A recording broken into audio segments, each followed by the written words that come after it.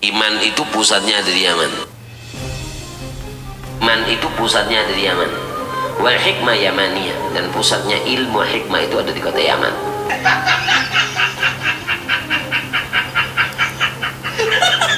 Tidak ada ulama dari Yaman. Ayo sebut ulama siapa? Ayo tanya, ayo saya menyebut siapa? Imam Ghazali, Baghdad.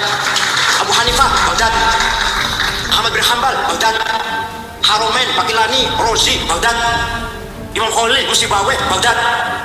Ayo saya menyebut siapa? Amr bin Ubaid, Jangarang Balaghah. Abu Ubaidah Qasim bin Salam, Jangarang Tajwid.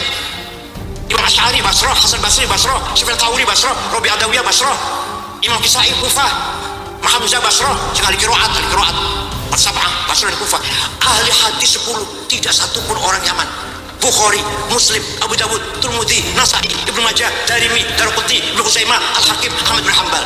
Tidak satu pun orang Yaman.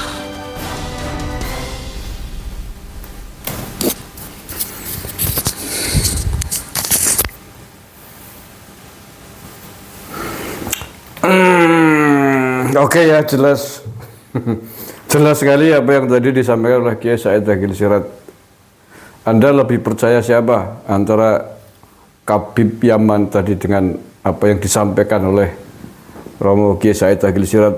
Ya tentu sajalah Profesor Dr. Hafidz Quran. Ya tentu saja kita jauh lebih percaya kepada Romo Kiai Said Agil Siraj, mantan Ketua Umum PBNU. Ya ada benarnya. Karena memang yang di sini pun orang-orang keturunan Yaman itu yang suka ndabrul, suka nguprus sarung Banyumas karo wong Cilacap, ngedebus gitu.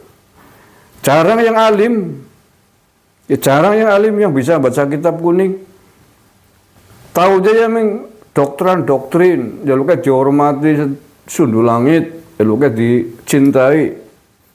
Nek dicintai diancam mlebu neraka. Ya, hanya itu yang bisa. Hanya itu yang bisa. Makanya kesimpulannya adalah enggak usah lagi lah percaya dengan orang-orang keturunan imigran dari Yaman, Yahudi Yaman ini.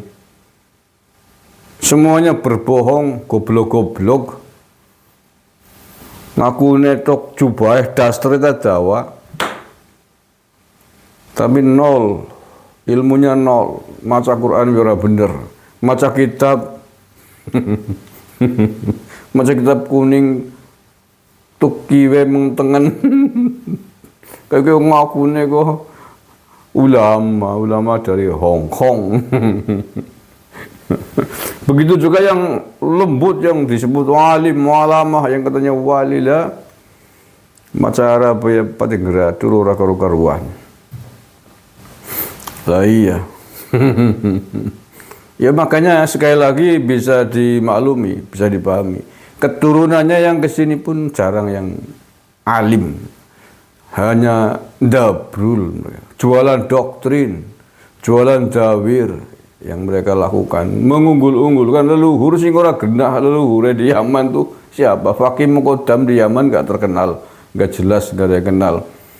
Hidup tahun berapa katanya dulu mustahid, tapi di zamannya eranya kitab-kitab nggak ada yang menyebutkan. Jadi intinya mereka ini keturunan imigran Yaman di Indonesia ini nggak tahu keturunan Yahudi dari mana sebenarnya. Nenek moyang mereka leluhurnya dulu makhluk apa sebenarnya nggak jelas ini. Iya, karena dari Ubaidillah dari yang diagung-agungkan ke bawah itu Wakil Muqaddam itu nggak jelas dulu sejarahnya seperti apa. Tidak ada yang menyebut kitab-kitab sejarah. Ini fiktif belakang. Nah kalau fiktif pertanyaannya mereka sebenarnya anak keturunannya siapa nih? Kleyang kabur kanginen tiba nang Indonesia juga penjajah Belanda. Kleyang kabur kanginen tahu gak? Orang hilang gitu loh itu. Istilah bahasa Banyumas kleyang kabur kanginen. Wong hilang ang Yaman di gawang landang ini ngulet pangan itu. Intinya begitu. Jadi orang jelas enggak jelas asal usulnya dari mana itu namanya kleyang kabur kanginen, orang nggak jelas. Kayak gitu kok ngaku keturunan Nabi, ngaku cucu Nabi. Cucu Nabi kok berangasan tuh kerjanya menghujat sana, menghujat sini, musuhin negara, petentengan negara wong. Ya petentengan di negara kita ngaku cucu Nabi minta dihormati, dimuliakan, ngaku katanya satu Habib Lengop masih lebih mulia daripada ulama Nusantara yang alim sekalipun itu pandem. Boleh tak tenggok ketuk siji ya. Kurang ajar sampean ya. Ya adalah kita kembali lagi ke ulama-ulama kita di Nusantara. Kita ngaji juga ke ulama-ulama kiai-kiai kita. Ngaji alibataya ke kita. Jangan kemudian berlaku kurang ajar. Kita ngaji bisa belajar, bisa membaca Al-Quran, bisa tahu ilmu agama, bisa baca kitab yang ngajari kiai-kiai kita. Kok malah kemudian hari ini kiai-kiai kita direndahkan, dihinakan oleh cecunguk-cecunguk keturunan Yaman ini. Kita kok malah nggak membela, malah justru belain orang-orang begundal dari Yaman ini apa-apaan sampean. Kuala dengan ulama-ulama Nusantara kalian. Lah iya. Kayak itu saya kira untuk intermezzo biar kita jelas. Itu Kiai Said doktor ya, belajar di Mekah itu lama. Jadi tahu persis tentang sejarah Islam, tahu persis tentang tokoh-tokoh ulama di dunia Islam. Gak ada itu ulama-ulama dari Yaman. Yang mereka datang ke sini bukan ulama kok, mereka datang ke sini gelandangan, gulet pangan. Jongos Belanda. Iya. Ya. Kalau memang keturunannya ulama orang Abadi kan ra mungkin gelem kerja nyambut gawe di perintah nang landa wong kafir. Ki logikanya dipakai, Bro. Kalau mereka orang-orang Yaman dulu datang ke Indonesia menyebarkan Islam, mereka itu ulama.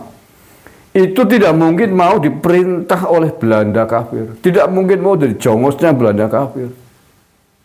Enggak usah pakai dalil macam-macam ya. Enggak usah pakai kitab nasab, pakai logika saja. Tidak mungkin. Enggak usah keturunan Nabi. Orang alim, ulama yang bukan keturunan Nabi. Seandainya benar. Itu tidak mungkin mau jadi begundalnya Belanda.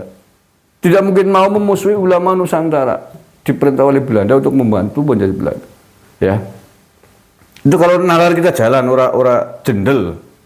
Seandainya mereka ulama yang bukan keturunan Nabi. Apalagi kalau mereka ulama dan dzurriyyah Nabi besar Muhammad SAW benaran.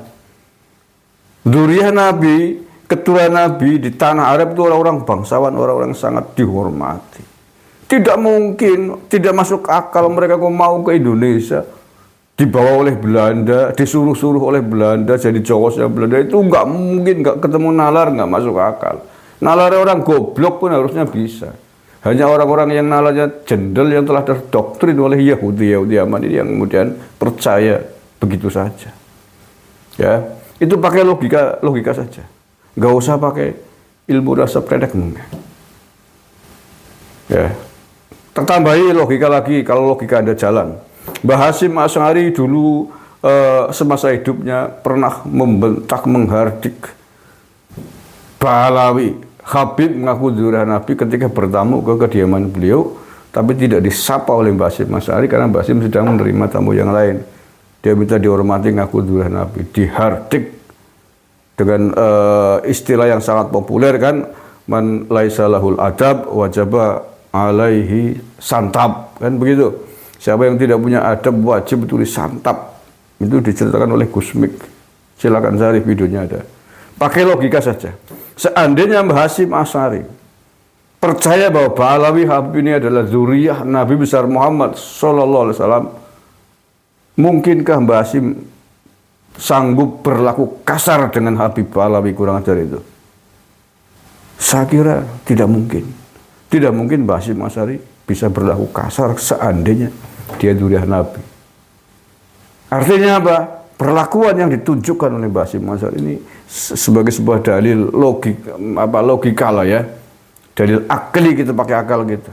Nggak mungkin kalau itu Mbah Hasyim meyakini Habib itu dzurriyyah Nabi terus Mbah Hasyim memperlakukan sekasar itu. Ya, pakai akal aja. Seandainya Mbah Hasyim meyakini Habib ini adalah keturunan Nabi, ya seandainya pun tidak berkenan tidak akan memperlakukan sekasar itu, saya kira. Oke. Terakhir, Gus Dur pernah mengatakan organisasi bajingan kepada organisasi pimpinannya Imam Jumbo. Seandainya Gus Dur meyakini bahwa Imam Jumbo CS ini keturunan Nabi, tidak mungkin saya kira Gus Dur bisa sekasar tersebut mengatakan menuduh bajingan kepada organisasinya Rizik Syihab. Akal, lagi-lagi akal dipakai. Artinya apa? Saya yakin bahwa Gus Dur juga tidak percaya bahwa para Habib ini yang dituduh teroris lokal oleh Gus Dur adalah Durahan Abi. Ya itu akal kita aja. Silakan akal Anda dianugerahi akal oleh Yang Maha Kuasa, dipakai atau tidak, terserah. Kita dianugerahi akal pikiran oleh Yang Maha Kuasa untuk digunakan sebaik-baiknya, untuk berpikir yang sehat, yang waras, yang lurus gitu. Bukan dianggurkan gara-gara doktrin Yahudi Yaman. Munduk-munduk dilatih silite cara Banyumas. Terima kasih. Assalamualaikum warahmatullahi wabarakatuh.